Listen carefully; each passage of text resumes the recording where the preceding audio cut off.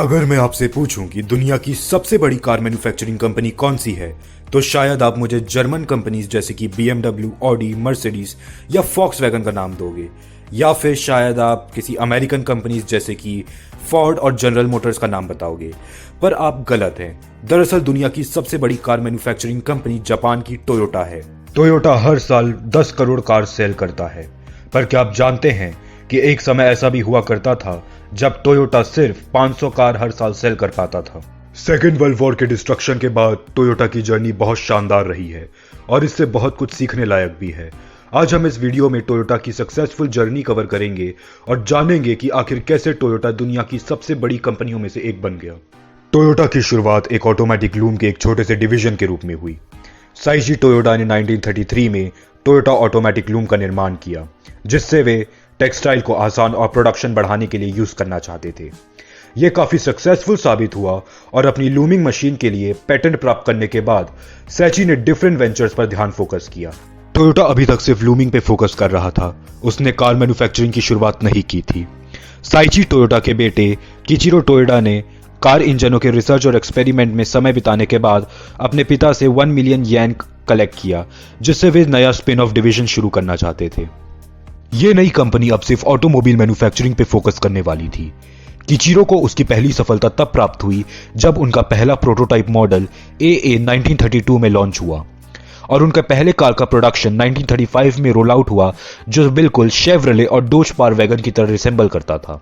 World war 2 के दौरान Japan में मिलिट्री व्हीकल्स की कमी हो गई, जिसके कारण वहां की इंपीरियल आर्मी ने टोयोटा को रिक्वेस्ट किया, जिसके कारण उन्होंने अपना पूरा ध्यान सिर्फ मिलिट्री ट्रक्स के ऊपर फोकस किया और उसके मैन्युफैक्चरिंग पे लगे रहे।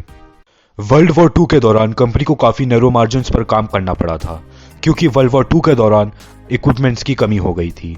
उनके मॉडल के ट्रक में सिर्फ एक हेडलैम्प्स और एक एक्सेल में सिर्फ एक ब्रेक हुआ करता था। क्योंकि जापान के पास नेचुरल रिसोर्सेज काफी कम थे, इसलिए वर्ल्ड वॉर 2 के बाद जापानीज कंपनीज को मार्केट में कॉम्पीट करने के लिए इनोवेशन करना पड़ा। जब वर्ल्ड वॉर 2 खत्म हुआ, तब जापानीज इकोनॉमी डिप्रेशन से गुजर रही थी, जिसके कारण टोयोटा बैंकरप्सी के कगार पर आ गया था। पर वो बैंक के द्वारा लोन दिए जाने पर बच गया, पर यह लोन उन्हें काफी सारे शर्तों के साथ मिली थी, जैसे कि उन्हें अपना एक इंडिपेंडेंट ऑपरेशन सेल्स एस्टैब्लिश करना होगा और अपने कंपनी से एक्सेसिव लेबर को फायर भी करना होगा।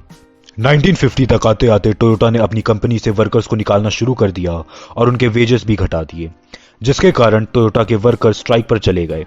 यह स्ट्राइक 2 महीने तक चला और फिर कंपनी और वर्कर्स के बीच वेजेस और वर्क टाइम पर अग्रीमेंट हुआ, जिसके कारण कंपनी के प्रेसिडेंट किचिरो को रिजाइन करना पड़ा और उनकी जगह टाइजो इजिडा को नया प्रेसिडेंट बनाया गया।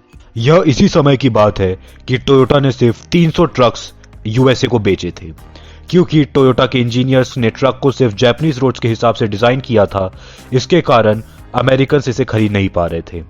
इसके कारण कंपनी में क्वालिटी कंट्रोल का डेवलपमेंट हुआ, जिसके प्रोसेस में कार में डिफेक्ट्स को डिटेक्ट करना और फिर उसे फिक्स करना शामिल था।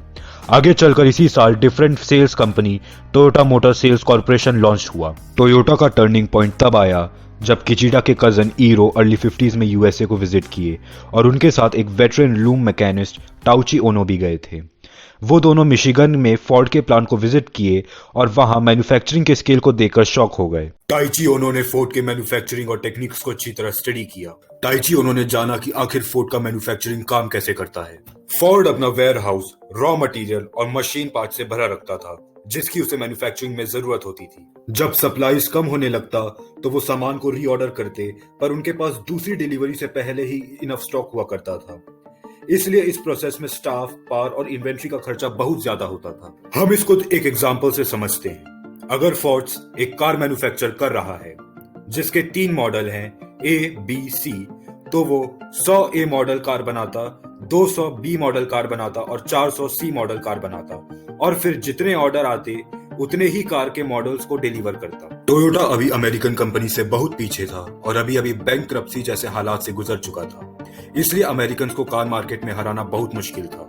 क्योंकि टोयोटा के पास इनफ मनी नहीं था और ना ही इनफ स्टाफ जुटाने के पैसे थे, इसलिए वो इतने बड़े इन्वेंट्री को आसानी से मैनेज नहीं कर सकते थे। टाइची ओनो के लिए ये बहुत बड़ी परेशानी थी, क्योंकि टोयोटा इतनी बड़ी इन्वेंट्री अफोर्ड नहीं कर सकता था। टाइची ओनो ने जल्द ही इस समस्या को सॉल्यूशन में बदला और एक ऐसे सिस्टम के साथ आए जिसने ना ही सिर्फ टोयोटा की मैन्युफैक्चरिंग पर ग्लोबल मैन्युफैक्चरिंग काम कैसे करता है उसे भी बदल दिया। टाइची ओनो के इस सिस्टम का नाम था just in time. Just in time system simple से प्रिंसिपल पर बेस्ड था। अगर कॉस्ट को कम करना है तो अननेसेसरी वेस्ट को एलिमिनेट कर दो। टाइची ओनो ने फोर्ड के इन्वेंट्री सिस्टम में 3 सबसे बड़े वेस्ट ढूंढे। Number 1, inventory reduction. इसका मतलब यह है कि जितना अगले फेज ऑफ मैन्युफैक्चरिंग में जरूरत है उतना ही पहले फेज में बनाओ। फॉर एग्जाम्पल, अगर एक कार के डिफरेंट पार्ट्स या कंपोनेंट्स बन रहे हैं तो उतने ही कार के पार्ट्स को बनाओ जितना कार को असेंबल करने के लिए जरूरत है, और उतने ही कार को असेंबल करो जितने कार का ऑर्डर आया है। इस प्रोसेस में समय और पैसा कम लगता है as compare to previous process of management जो फोर्ड यूज करता था। Second, efficiency. टोयोटा ने अपनी एफिशिएंसी लीन मैन्युफैक्चरिंग प्रोसेस से बढ़ाई। जो चीजें कस्टमर के लिए आवश्यक है उन पर ज्यादा ध्यान देना और जिस प्रोडक्ट में वैल्यू कम है उसे हटा देना। इस प्रोसेस के जरिए टोयोटा अपनी एफिशिएंसी बढ़ा सका। Number 3, quality. टोयोटा के क्वालिटी के पीछे का राज उनके खुद के गलती से सीखना था।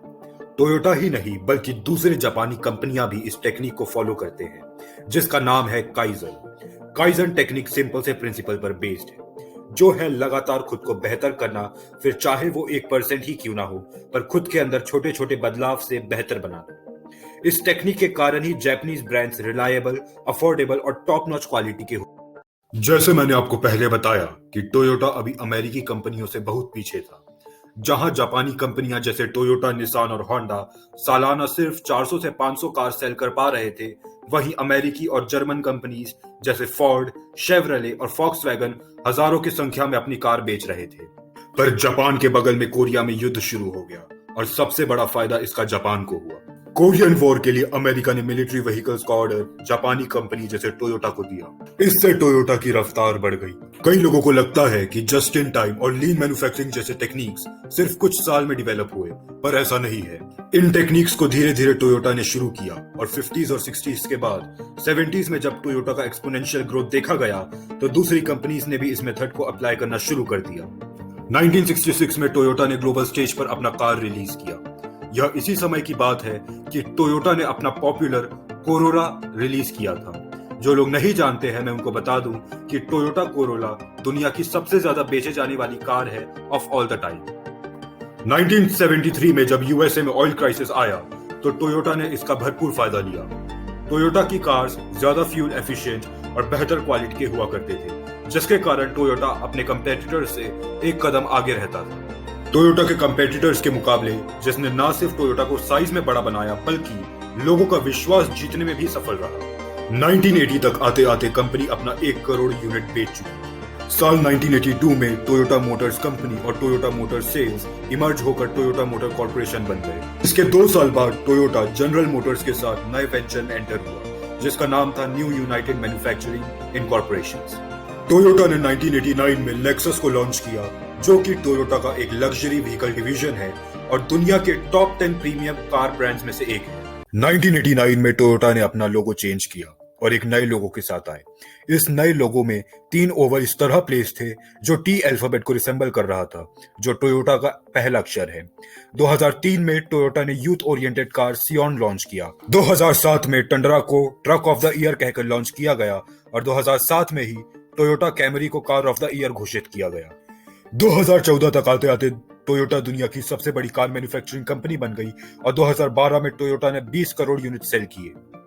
2015 में टोयोटा ने अनाउंस किया कि वो $1 बिलियन आर्टिफिशियल इंटेलिजेंस में इन्वेस्ट कर रहे हैं। टोयोटा ने $500 मिलियन रोबोटिक्स में भी इन्वेस्ट किए हैं।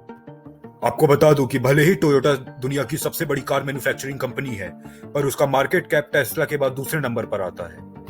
जहां टोयोटा ने किफायती और भरोसे की बुनियाद पर अपनी गाड़ियां तैयार की, वहीं टेस्ला ने हाइब्रिड इलेक्ट्रिक वाहन तैयार किए और टोयोटा इलेक्ट्रिक व्हीकल्स में पिछड़ गया। टोयोटा का अधिक जोर हाइड्रोजन फ्यूल वाली गाड़ियों पर था। टोयोटा अब इलेक्ट्रिक व्हीकल्स और सेल्फ ड्राइविंग कार में एक के बाद एक बड़े निवेश कर रही है। टोयोटा टेस्ला के साथ इलेक्ट्रिक व्हीकल्स को अफोर्डेबल प्राइस में बनाने के लिए पार्टनरशिप कर रहा है। टोयोटा के chief product integration officer कीजी Yamamoto ने कंपनी का फ्यूचर गोल्स बताते हुए कहा कि उनका गोल कार्स और अदर ऑटोमोबाइल को न सिर्फ टेक्नोलॉजी से कनेक्टेड करना है बल्कि ऑटोमेटेड ड्राइविंग, इलेक्ट्रिफिकेशन और कनेक्टिविटी से इमोशनल एक्सपीरियंस प्रोवाइड करना भी है। तो आपको टोयोटा का यह वीडियो कैसा लगा और टोयोटा का गेम चेंजिंग आइडियाज के बारे में आप क्या सोचते हैं, आप हमें कमेंट सेक्शन में जरूर बताएं। अगर आपको टोयोटा के बारे में और ज्यादा जानना है तो आप मेरे इस वीडियो को जरूर देखें, जहां ग्राफ के द्वारा आपको समझाया गया कि आखिर किस तरीके से टोयोटा ने ग्रोथ अचीव की।